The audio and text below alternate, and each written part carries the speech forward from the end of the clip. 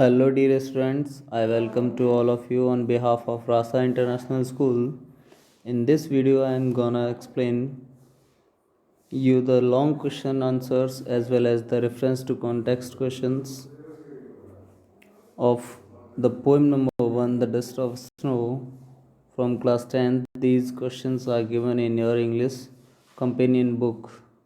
So open your book and open the page number 130. So here you can see the very first long question is given here. आप देख सकते हैं यहाँ पर सबसे first आपको लॉन्ग क्वेश्चन दिया हुआ है. Even a small thing brings about a significant change in our state of mind. यानी कई बार ऐसा होता है जो छोटी छोटी चीज़ें होती हैं वो हमारे माइंड के लिए, माइंड की स्टेट, जो माइंड की स्थिति है उसमें बहुत बड़ा इंपॉर्टेंट चेंज लेकर आ सकती हैं. Do you agree? क्या आप इस बात से सहमत हैं? Discuss with reference to the poem. इस पोएम के रेफरेंस में, इस पोएम के संदर्भ में आप ये डिस्कस करिए. जो पोएम है उसको लेकर इस बात के ऊपर डिस्कशन करिए. तो चलिए स्टार्ट करते हैं. There is no doubt that even a small thing brings about a significant change in our state of mind. इसमें कोई डाउट नहीं है कि छोटी छोटी चीज़ें बहुत इंपॉर्टेंट चेंज लेके आ सकती हैं हमारे माइंड की स्थिति में. My father use to smoke too many cigarettes a day. यहाँ पर देखिए जो पोइट है वो अपने जिसने ये क्वेश्चन आंसर्स लिखे हैं, राइटर, वो अपने मतलब एग्जाम्पल को दे रहा है यहाँ पर. तो उसके फादर जो हैं बहुत सारी सिगरेट्स स्मोक करते थे per day. All our efforts to wear him away from smoking bad had failed. और उनकी जितने भी हम एफर्ट, जितने भी प्रयास हमने किए वो सारे के सारे फेल हुए उनकी स्मोकिंग छुड़वाने के लिए. One day my younger brother, एक दिन मेरा छोटा भाई, in the presence of mother, जब मेरी माँ भी सामने बैठी थी, आस्क्ड फादर, उसने फादर से पूछा, वाई ही हैड स्मोक, क्यों इतना स्मोक क्यों करते हैं. मदर कैजुअली रिमार्क्ड, माँ ने सिर्फ इतना बोल दिया, because he is a cigarette slave. Slave का मतलब वैसे तो मतलब यहाँ पर दास या नौकर होता है, लेकिन यहाँ पर मतलब है सिगरेट का एडिक्टेड, है ना, आदी हो जाना. एवरीबडी फॉरगॉट द मैटर, सब लोग इस बात को भूल गए. But since then father not touched any cigarette, लेकिन तब से फादर ने एक भी सिगरेट टच नहीं की. यानी उनके माइंड में वो बात बनी रही, वो भूले नहीं. एवरी वन इज सरप्राइज, सब लोग सरप्राइज थे. A single remark has made father came out of his slavish mentality. एक छोटे से रिमार्क की वजह से फादर की जो स्लेविश मैंटेलिटी थी, यानी आदी हो जाना, है ना, एडिक्टेड हो जाना, वो वाली आदत छूट गई. This is true case of our mood, यही केस हमारे मूड का है. व्हेन वी आर हैप्पी, जब हम खुश हैं. और small sad happening make us depressed, एक छोटी सी मतलब सैड न्यूज़ हमें डिप्रेस करती है. In dust of snow, dust of snow में a crow shakes a dust of snow on the poet. Dust of snow poet के ऊपर डालता है एक crow. It change his mood at once, और उसी टाइम उसका मूड चेंज हो जाता है. He is no more depressed, फिर वो डिप्रेस नहीं रहता. He remains happy the rest of the day, और फिर वो पूरे दिन हैप्पी रहता है. तो यहाँ पर आपको बताया गया है कि कई बार छोटी छोटी चीज़ें बड़ा बड़ा चेंज ला सकती हैं. आपको हैप्पी से सैड कर सकती हैं और सैड से हैप्पी कर सकती हैं. तो हमें उनकी सैड से हैप्पी होने वाली क्वालिटी को देखना है, मीन्स हमें हैप्पी होना है, नेगेटिव चीज़ हमें नहीं देखनी है. चलिए इसी के ऊपर नया अगला क्वेश्चन है. Our attitude towards a situation evokes both positive and negative response. यानी किसी भी सिचुएशन को लेकर, इवोक्स का मतलब होता है ब्रिंग्स. हमारा जो माइंड है वो क्या करता है, उसमें दो तरह की चीज़ें आती हैं किसी भी सिचुएशन में, या तो पॉजिटिव या फिर नेगेटिव. किसी भी चीज़ को देखकर, किसी भी सिचुएशन को देखकर दो रेस्पॉन्स आएंगे हमारे माइंड में. पॉजिटिव रेस्पॉन्स आएगा, नेगेटिव रेस्पॉन्स आएगा. एनालाइज दिस, इस चीज़ का एनालाइज कीजिए with reference to the poem dust of snow. Dust of snow जो पोएम है उसके according. To bring out inherent valuable lessons, आपके अंदर जो इनहेरेंट यानी पहले से जो परमानेंटली आपके अंदर हैं वो वैल्यूएबल लेसन्स बाहर आएँ. इस तरह से आप इसको डिस्कस करिए. तो चलिए करते हैं किस तरह से. Whatever situation we are in evokes, किसी भी तरह की सिचुएशन है, bring both positive and negative responses, और उससे हमारे अंदर पॉजिटिव और नेगेटिव, दो तरह के रिस्पॉन्स आते हैं। The poet was in sorrowful mood, वो दुखी मूड में था। But when a crow shook down the dust of snow on him his mood change, he became cheerful. तो जब जैसे ही क्रो ने उसके ऊपर डस्ट ऑफ स्नो डाली वो चेयरफुल हो गया, यानी खुश हो गया। Being in a sad mood, क्योंकि वो सैड मूड में था, the poet could have got angry at the crow, तो वो क्रो पर गुस्सा भी हो सकता था, है ना। अगर वो नेगेटिव होता तो कोई पर वो चिढ़ भी सकता था, but it did not happen, लेकिन ऐसा नहीं हुआ। द डस्ट ऑफ स्नो दस become a positive medium of change for him. तो इस प्रकार से डस्ट ऑफ स्नो उसके लिए पॉजिटिव मीडियम हो गई। It helped him to forget his sorrow, और इसने उसकी जो सॉरो, जो दुख है, वो भूल गया, है ना, दुख भूल गया।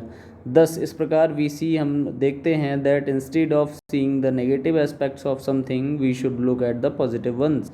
तो किसी भी चीज़ के नेगेटिव एस्पेक्ट्स को हमें छोड़कर पॉजिटिव एस्पेक्ट की तरफ सोचना चाहिए। वंस रेस्पॉन्स में change the outcome of the incident, just a part of poets day was saved in his mood. तो उसका रेस्पॉन्स, किसी भी व्यक्ति का रेस्पॉन्स उसके चेंज ऑफ मूड के लिए जिम्मेदार होता है कि आप किसी चीज़ को कैसा रेस्पॉन्स देते हैं। Okay students, the next question is,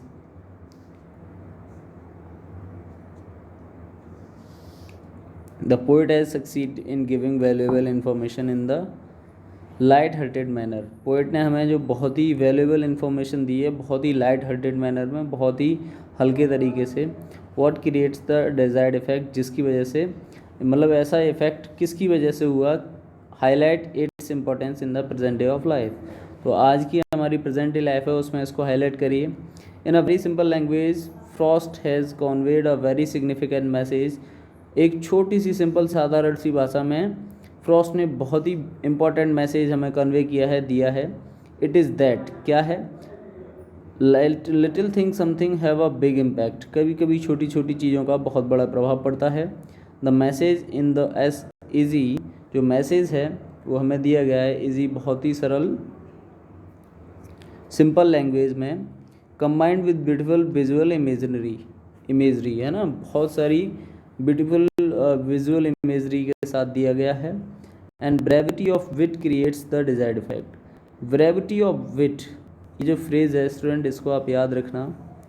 brevity of विट का मतलब होता है, कई बार एक आपके पोइट हैं, बहुत ही ग्रेट पोइट हैं और प्ले राइट हैं, है ना, विलियम शेक्सपियर। इनके बिना तो इंग्लिश ही अधूरी है, विलियम शेक्सपियर, है ना। तो विलियम शेक्सपियर ने अपनी जो एक उनका प्ले था हेमलेट, हेमलेट में यूज़ किया था ब्रेविटी ऑफ विट। तो उसका ही मतलब, ब्रेविटी ऑफ विट का मतलब होता है कि यूज़ लेस वर्ड्स, बहुत ही कम वर्ड्स का यूज़ करना, है ना, बहुत ही कम वर्ड्स का यूज़ करना, और उनका जो अपनी बात है, जो बहुत बड़ी बात कह जाना, है ना, इन्फॉर्मेशन, बहुत ज़्यादा इन्फॉर्मेशन कम वर्ड्स में देना। ठीक है, तो पोइट ने यही यूज़ किया है इसमें कि छोटे से शब्दों में, बहुत ही सरल लैंग्वेज में बहुत बड़ी इन्फॉर्मेशन हमें दी है। क्या इन्फॉर्मेशन दी है कि छोटी छोटी चीज़ों का ध्यान रखा जाए। The poet is in A sad mood, poet बहुत ही सैड मूड में था। His bitterness is reflected in the environment, उसकी जो बिटरनेस थी, बिटरनेस मतलब उसके अंदर का जो गुस्सा, कड़वाहट, वो देखी जा सकती थी। द डार्क क्रो, एक तो काला कौवा। द पॉइजनस हेमलॉक, जो पॉइजनस जहरीला हेमलॉक का पेड़। द टफ्ट्स ऑफ स्नो, और बर्फ़ के बंच, टफ्ट का मतलब बंच होता है लेकिन यहाँ टुकड़े होंगे। All these are depressing image, ये सभी क्या हैं, डिप्रेसिंग इमेज हैं। But in spite of the negativity, लेकिन नेगेटिविटी होने के बावजूद भी, when the crow shakes off a branch of the hemlock tree and dust of snow falls on him, जैसे ही एक कौवा हेमलॉक ट्री की ब्रांच को हिलाता है और डस्ट ऑफ स्नो उसके ऊपर गिरती है, हिज मूड चेंज, उसका मूड चेंज हो जाता है। The dust of snow shakes of the poets regretful thoughts also, उसके अंदर रिग्रेटफुल थाट्स आते हैं। इन प्रेजेंट डे, आज के दिन में, लाइफ, आज के दिन की लाइफ में, आज की लाइफ में, when people live in a stress and strain, लोग तनाव में रहते हैं, टेंशन में रहते हैं। The poem teach an important lesson कि gain happiness from little things around you. अपने चारों ओर छोटी छोटी चीज़ों से भी खुश होने का कोशिश करें, प्रयास करें। ऐसा नहीं है कि किसी भी चीज़ पे गुस्सा होने का प्रयास करें। ओके स्टूडेंट्स, तो I hope you got all the long questions and answers. Now we are going to start the reference and context questions. These are, सबसे पहले आपको पोएम पढ़नी है. The way a crow shook down on me. जिस तरीके से कोई मेरे ऊपर गिराया. क्या गिराया? The dust of snow from a hemlock tree. कहाँ से? डस्ट ऑफ स्नो गिराई कहाँ से? हेमलॉक ट्री से. चलिए, तो इसमें आपका क्वेश्चन दिया हुआ है, the poem dust of snow is written by. देखो, पोएम के लिए कभी रिटन नहीं आता, कंपोज्ड आता है. तो आपकी बुक में ये एरर है, इसको आप कंपोज कर लीजिए. जो पोएम डस्ट ऑफ स्नो वो कंपोज किसके द्वारा की गई है? रॉबर्ट फ्रॉस्ट के द्वारा. किसके द्वारा? रॉबर्ट फ्रॉस्ट के द्वारा. The crow's act was. कैसा था? क्रो का एक्ट कैसा था? कॉन्शियस था, अनकॉन्शियस, डेलिबरेट, एक्सीडेंटल. तो वो एक्सीडेंटल हुआ था, यानी उसने अपनी मर्जी से तो नहीं किया था, गलती से ही तो हुआ था. तो ये कैसा हो जाएगा? एक्सीडेंटल हो जाएगा. Okay students, now the crow was sitting. कहाँ बैठा हुआ था? On a hemlock tree. Crow कहाँ बैठा हुआ था? On a hemlock tree. तो आप यहाँ अगर लिख देंगे on a hemlock tree.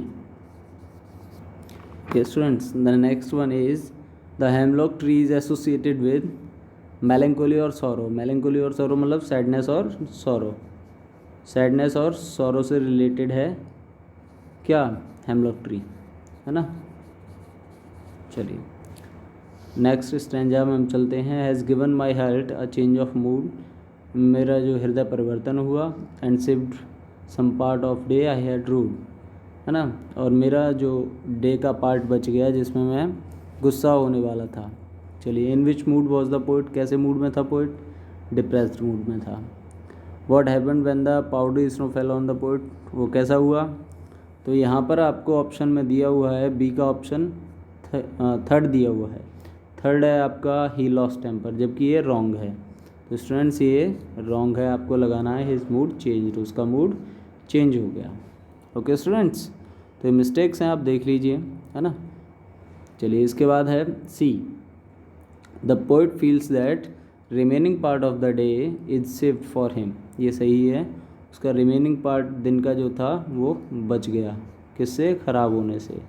Saved for him. Okay students, चलिए आगे हम देखते हैं next one. The incident reveals that. ये रिवील क्या करता है?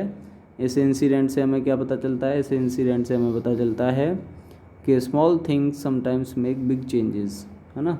Small things sometimes make big changes, यानी छोटी छोटी चीज़ें हमारी लाइफ में कभी कभी बड़ा बदलाव ला सकती हैं. ओके स्टूडेंट्स, चलिए come to the next extract. Okay, इतने ही हैं students. So this was the last extract. So I think you got all the question answer and reference to context question in this video. I hope you got it really well. Thanks for watching the video. Always love your parents and obey your parents. Thank you. Thanks for watching the video.